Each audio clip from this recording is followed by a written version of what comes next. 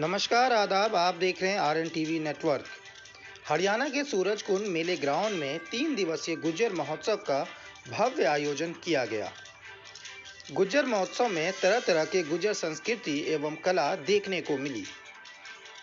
महिलाओं ने गुज्जरी पोशाक पहनकर गुज्जर समुदाय की संस्कृति दिखाने का प्रयास किया और साथ ही गुज्जर समाज के विभिन्न क्षेत्रों से आए बुद्धिजीवी वर्गों के लोगों के लिए संवाद कार्यक्रम का आयोजन किया गया।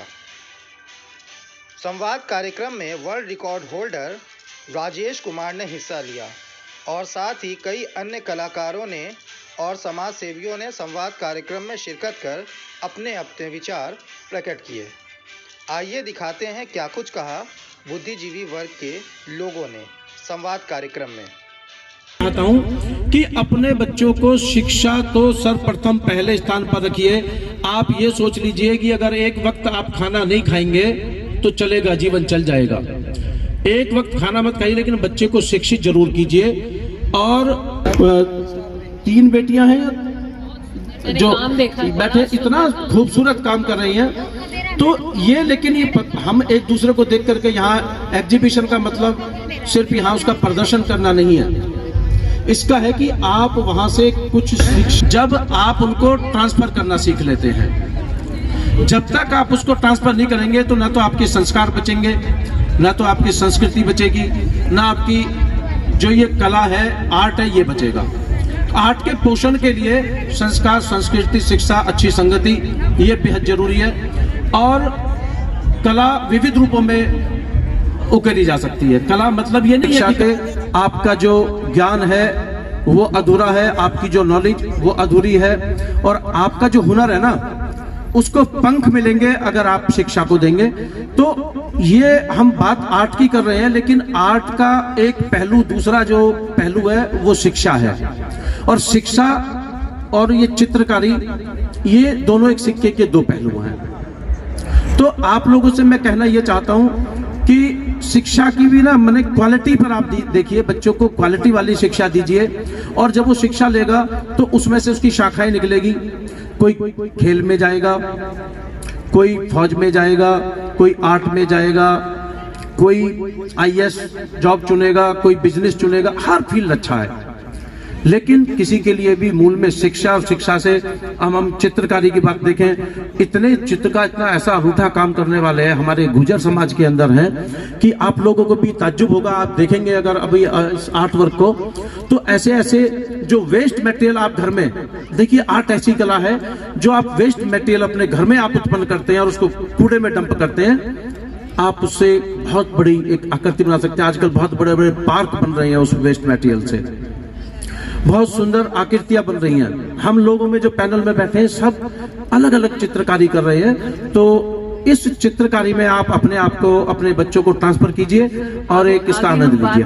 यहाँ पर प्रदर्शनियां लगी हुई हैं, आप लोग जरूर जाएं एक बार उनका उत्साहवर्धन करने। और जैसे कि आर्टिस्ट सिर्फ वो नहीं जो पेंटिंग कर रहा है, जो नृत्य कर रहा है वो भी आर्टिस्ट है, जो गायन कर रहा है अच्छा वो भी। तो ऐसी ही एक विश्व प्रसिद्ध हस्ती हमारे बीच में हासिनी जी, जिन्होंने हमारे फोक डांस को विदेशों तक पहुंचाया है।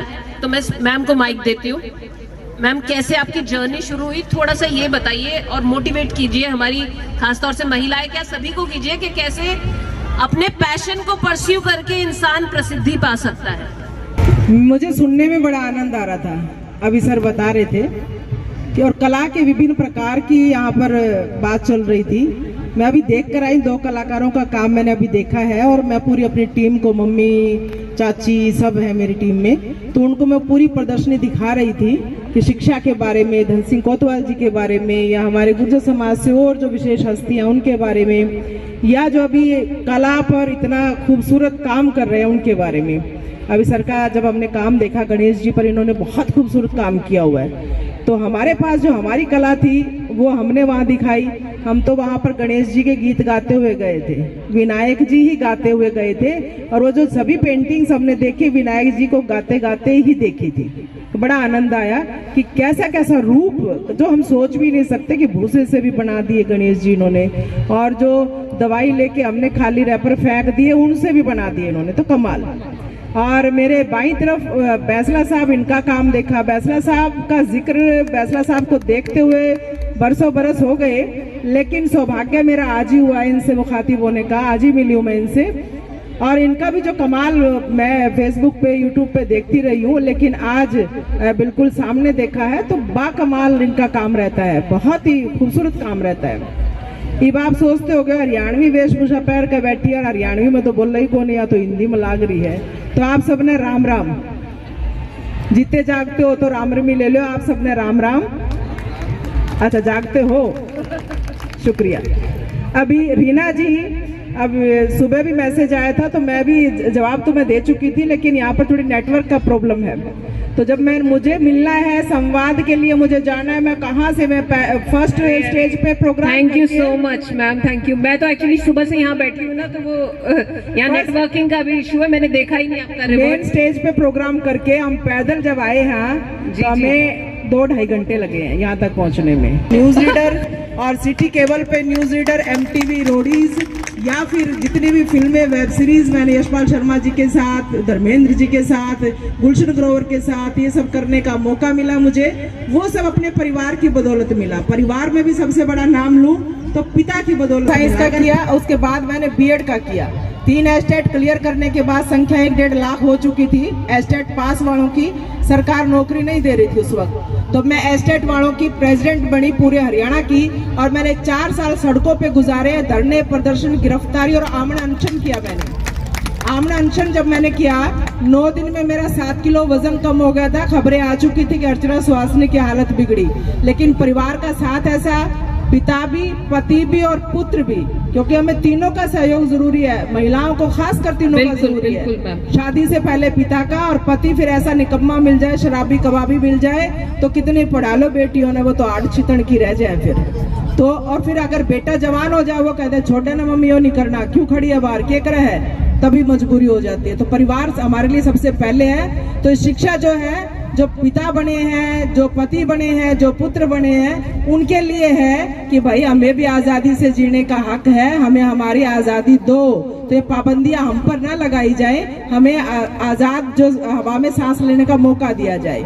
जो धरने प्रदर्शन किए उसका नतीजा ये निकला कि 55,000 टीचर जो हैं, सही टीचर जिनको सरकार हटा नहीं सकती, वो इस भर्ती में लगे हैं। तो हरियाणा नहीं, बाहर के लोग भी इस बदौलत भी मुझे जानते हैं। इसके अलावा 17 साल ऑल इंडिया रेडियो मैंने हरियाणवी प्रोग्राम किया है। किसान वाणी किसानों का, खेती बाड़ी का कार्यक्रम होता था, ग्राम समाज का कार्यक्रम होता था, गाँव के लोकगीत, और इसका मौका मुझे मिला।